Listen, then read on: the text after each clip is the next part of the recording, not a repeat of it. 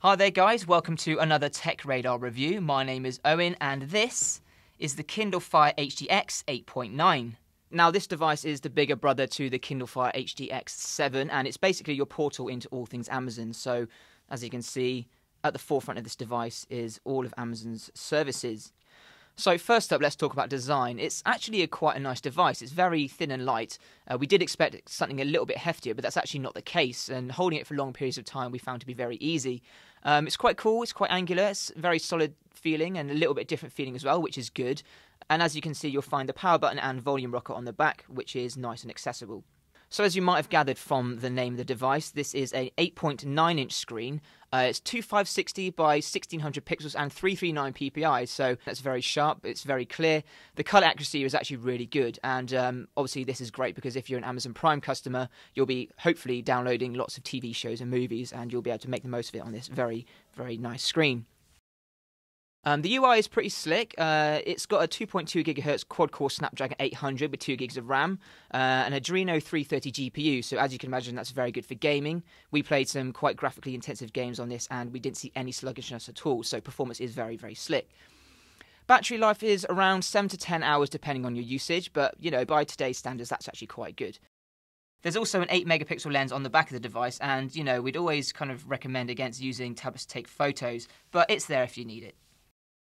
So you've probably noticed by now that this isn't a regular Android tablet, and that's because it's built using the Fire OS, which is based on Android, but you know, you won't find much evidence of that within the tablet itself. This is because Amazon's trying to make the Kindle range very much their own creature. So, you know, the Amazon store is very much front and center, and if you're looking for an Android tablet, this might not appeal to you.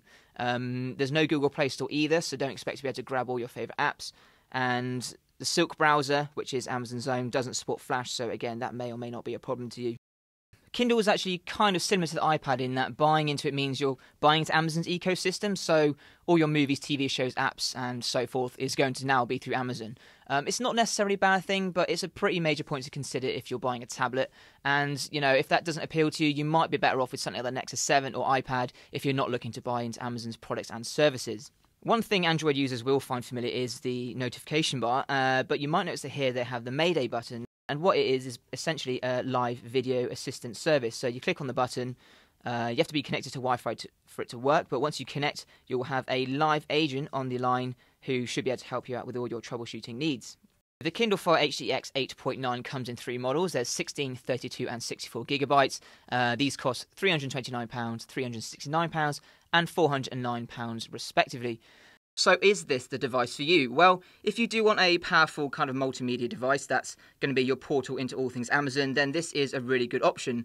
However, if you want something with a bit more flexibility and better hardware, then you might be better off going for something like the iPad or the Nexus 7, or even something like the LG G Pad 8.3, which has got a similar kind of screen size, but will be a lot more familiar to people who are used to regular Android.